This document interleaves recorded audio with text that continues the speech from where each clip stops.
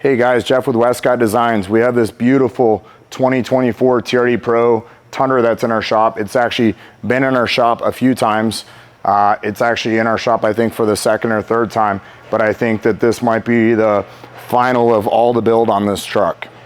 So as you can see, these brackets here, they're tucked up behind here. So what we're gonna do is we're gonna replace them with a bracket that we're gonna make here at our shop that's gonna be more utilized and work properly so it's not blocked by the back of the bumper here. So one of the things we talk about all the time is just how nice our rock sliders are. That is one of our gourmet pieces that we make at our shop. This is a no kickout rock slider. Actually, if you look at the design of the rock slider, it's kind of designed to match the radius in the bottom of the door here, the front and the rear on this. That's why we did a no kickout to match this radius on both ends. The other thing we did on this truck is we raised the front edge of the rock slider here in the front, and that's to match the lower belt molding or garnishment molding here in the bottom.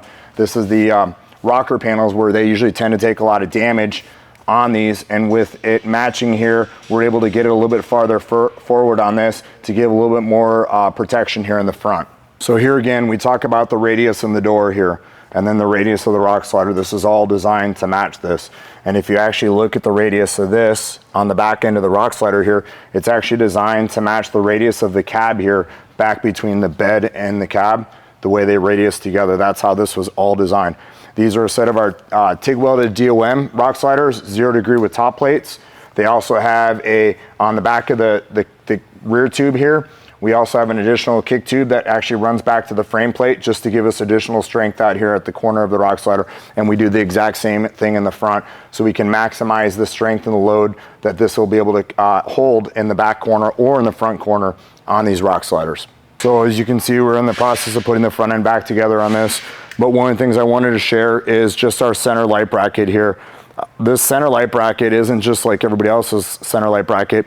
We've done it with ours is we've done block off plates on the corners here, and what that does is it hides all the hardware or bolts on the end of this, so it makes it really nice and clean through the center here. The other thing is with our bracket ties in from the back side of here down to the bottom down here, and then another bracket ties in from behind here all the way up to the top here.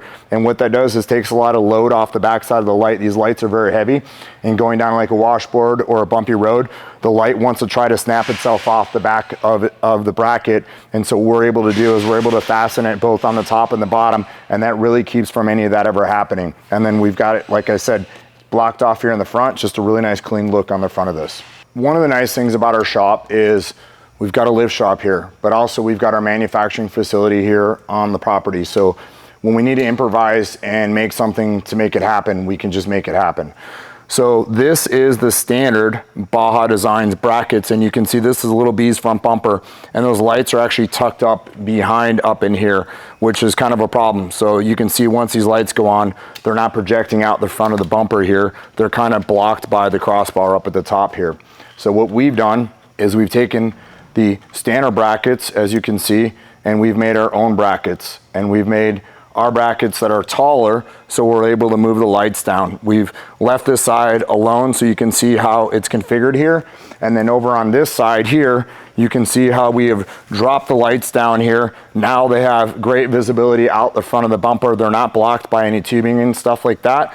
So this is some of the things that we're able to do here at our shop, is to take things into our own and make things that we need to. And if you look at them, they're both almost identical to each other from what they were, and we're able to laser these parts out. We're able to CAD design these, laser our parts out, bend them, and then put them back in, and it looks like it was a factory design and that this was how it was done originally. So one of the things we really focus on with our ditch light brackets, we wanted to keep them as low profile as possible, and as you can see, very low plane here. They literally, if you look, you have to look at the right angle just to see how they clear, but we've designed those to keep them really nice and tight to the hood, keep them pushed off to the side so your visibility out the front window is not lost by looking over the corner of the lights. The other thing is with these lights, these XL80s are very heavy, and then also the adapt lights, the big GPS lights, they weigh about 6 pounds, the rigid lights.